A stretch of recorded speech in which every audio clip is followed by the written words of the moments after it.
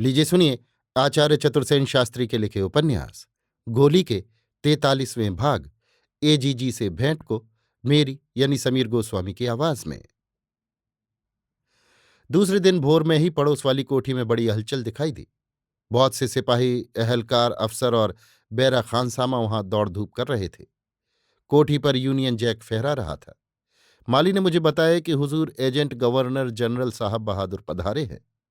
इस अंग्रेज हाकिम की सारे राजस्थान में तूती बोलती थी। कहना चाहिए कि सारे महाराजाओं का वो विधाता था। बड़ा सख्त आदमी था। मुझे लेकर रियासत में जो आंदोलन कुंवरानी का चला था, उसमें मेरे साथ ताल्लुक रखने के कारण इसने महाराजा धीराज को बहुत डांट पिलाई थी।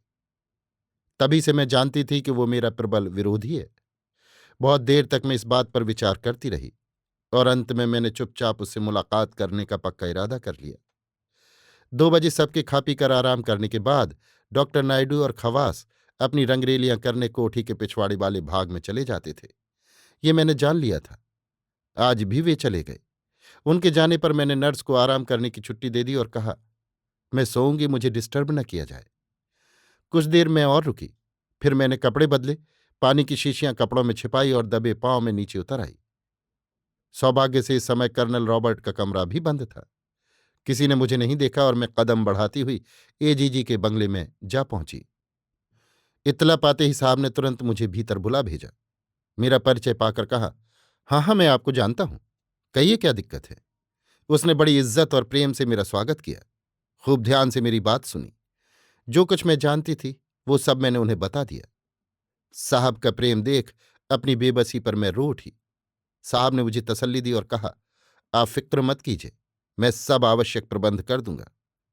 आपका बाल भी बांका नहीं होगा, पर आप अभी इस भेद को गुप्त ही रखिए। जब मैं वहां से लौट रही थी तब भी हमारी कोठी में सन्नाटा था।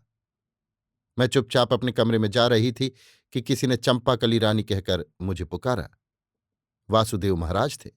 हंस रहे थे और हकला हकला कर कुछ कहना चाह रहे थे, पर मैं एकदम अधीर होकर दौड़ी और उनके वक्ष से बच्ची की तरह चिपट कर फफक फफक कर रोने लगी। वासुदेव महाराज को इसकी कल्पना भी न थी। वो घबरा कर बोले, क्या हुआ? हुआ क्या? मैं तो तार पाते ही। मैंने ओंठों पर उंगली रखकर धीरे से कहा, आपको मैंने तार भेजकर बुलाया है। ये बात किसी से मत कहिए, बड़ी भयानक बात है। आप मेरे कमरे में आइए। वासुदेव महाराज को कमरे के भीतर ले जाकर मैंने द्वार बंद कर लिया और सब कुछ उन्हें बता दिया। अभी अभी मैं एजीजी से मिल आई हूं, ये भी कह दिया।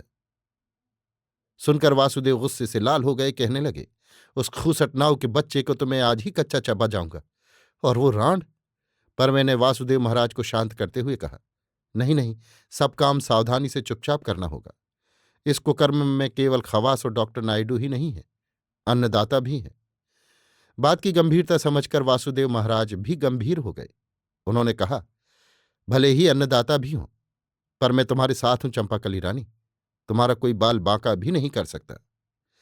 वासुदेव महाराज को मैंने समझा दिया कि दूसरों से कहो कि यों ही चले आए हैं।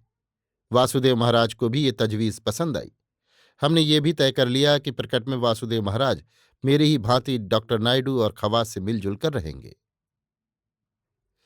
अभी आप सुन रहे थे आचार्य चतुर्सेन शास्त्री के लिखे उपन्यास गोली के 43वें भाग एजीजी से भेंट को मेरी यानी समीर गोस्वामी की आवाज में।